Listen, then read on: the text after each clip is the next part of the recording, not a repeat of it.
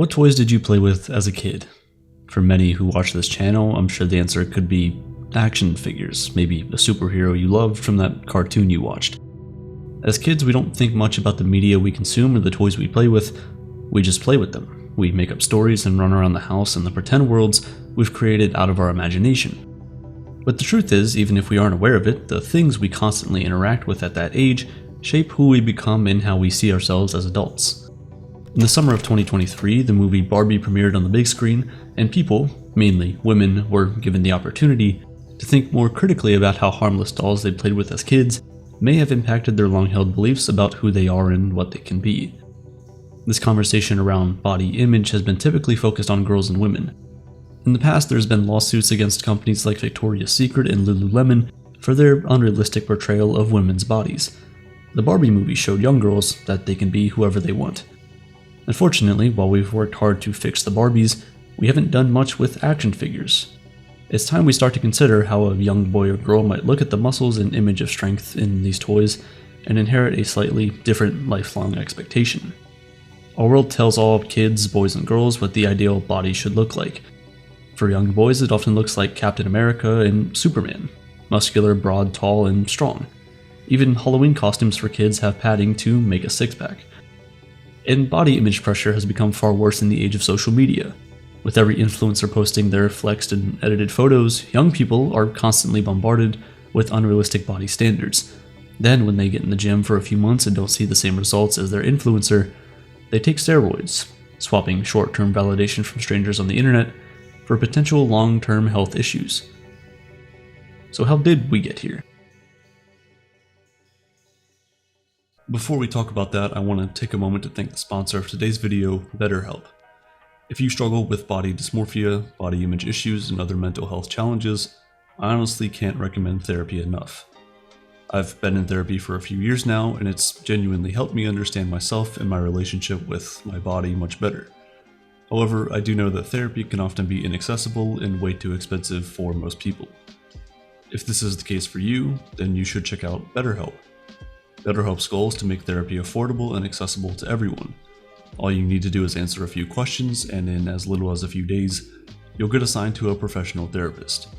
If you don't like the therapist you're assigned or you don't feel they understand you well enough, you can easily switch to a new therapist completely for free without having to worry about things like who your insurance will take and what therapists are available in your network.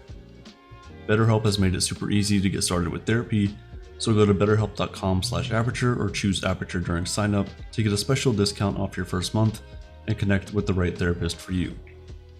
Back to our story. In the past few decades, society has seen a shift in masculine culture. Terms like metrosexual, once used to describe men who had a skincare routine and owned designer jeans, have faded away now that most men have taken an interest in those things. The provider narrative that was the dominant role of masculinity throughout the 20th century isn't realistic anymore. Part of this is practical since it's almost impossible to survive in a one-income household in many parts of Northern America and Europe. And part of it is cultural. Women want to work and pursue career goals outside the home, and as a result, traditional family roles shifted. For some men, the role of the protector is the only remaining definition of masculinity they can count on.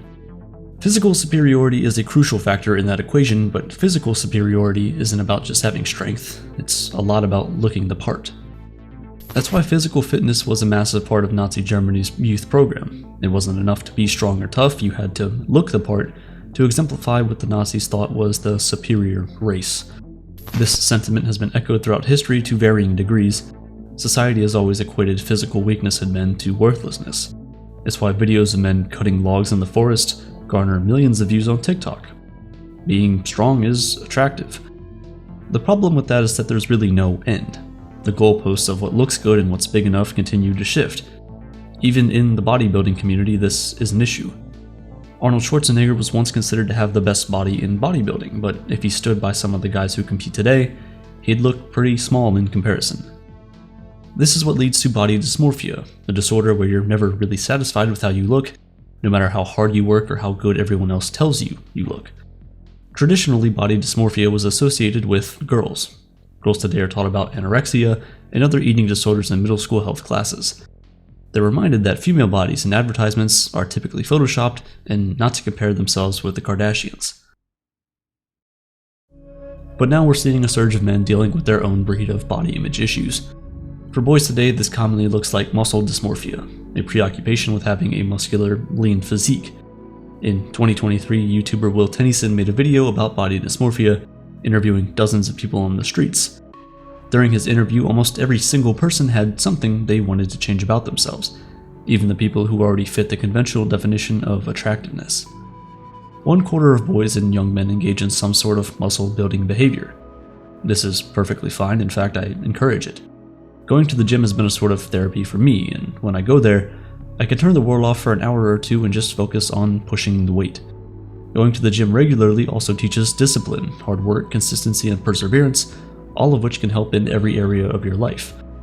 And that's not to mention the obvious health benefits of exercise. I go to the gym regularly, so I don't want you to think of this video as me advocating for people to stop trying to build their dream physique or even worse, not exercise. Not at all. All I am saying is that we need to have some discussion about how much is too much. When does something healthy become unhealthy? A report from the Center for Countering Digital Hate, a technology watchdog group, found that social media users in the US between the ages of 14 and 18 have viewed videos with hashtags related to steroids up to 420 million times in the last 3 years alone. These are kids that haven't really finished puberty yet, being exposed to such harmful substances. These videos also have hashtags like #TeenFitness and #TeenBodybuilding. They feature people with large muscles and generally unrealistic natural bodies. They promote steroid-like substances and other supplements that claim to give you these unrealistic muscles, all while downplaying the genuine health risks and side effects, and convincing teens to conceal their supplements from their parents. Steroids are a man-made version of hormones normally produced by the adrenal gland.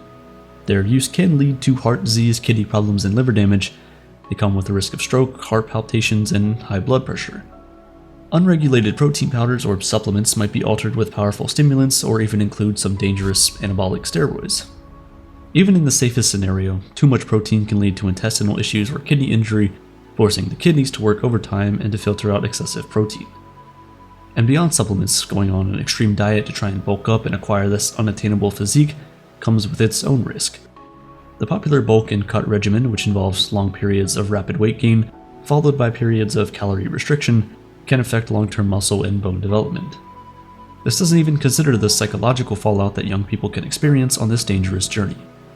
Depression and suicidal thoughts are more common in people who are malnourished, which can occur when cutting calories or neglecting food groups. Unsurprisingly, eating raw liver day in and day out isn't going to make you feel that great. And the depression is fed by the body insecurity that so many young people have, specifically young men who feel like they need to achieve some peak physical strength to be worthy. Now, content creators talking about their steroid use is terrible, but there is something worse. Be natural. I think I've got to them. Yeah. Yes, yes. Yes, yes. Yeah. Fake natties. For the uninitiated, a fake natty in the bodybuilding community is somebody who lies about their steroid use. It's worse for young people because it creates an unattainable goal for young men, turning them into Sisyphus, forced to push a boulder up a hill every day for a body they can just never get. The whole of Hollywood is just one big fake natty industry. Whenever an actor is asked how he got a magical body for a movie role, his reply is always the same: I trained hard and ate right. While those two things are indeed true, they usually forget to mention how many drugs they had to take to build that amount of muscle in such a short period. Then, when a young man watches his favorite actor transform their body in 6 months, he joins a gym hoping to do the same, only to feel terrible when it's been a year and he hasn't seen nearly as much growth as the actor. Then dissatisfaction starts to build up and body dysmorphia sets in. Nowhere is this kind of influence more upsetting than in the story of influencer Brian Johnson, more commonly known as Liver King. He rose to popularity on social media by eating raw liver, insisting that this primitive-inspired lifestyle was the reason for his larger-than-life muscles. He also made millions of dollars off his audience by selling them supplements, but it was later discovered that the real secret to his body wasn't his primal habits, but steroids, and lots of them. Think about the thousands of people who followed his methods and worked hard in the gym only to end up feeling worse about themselves than when they started. And that's what Natty or Not does. It helps to expose the frauds and helps teach young people what an attainable physique looks like. Thankfully, there are more and more people in the fitness industry, like Noel Diesel, Greg Doucette, and Eddie Abu, are opening up about their steroid use and advocating against it, though their methods and science can be questionable at times. If you're a young man listening to me right now and you're thinking about joining a gym or have joined one, congratulations, I think you've made the right choice. I encourage you do it for the right reasons though, not because you want to look like an influencer or you think it'll impress the ladies, because trust me, it really won't. If anything, you'll be getting compliments from guys more than anyone else. Muscles don't lead to wealth or success, they won't make you a better person. You do still have to do all of that work yourself. Going to the gym won't make your life automatically fall into place. And don't ever compare yourself to the people you see on the internet, because you'll really never know if they're natty or not.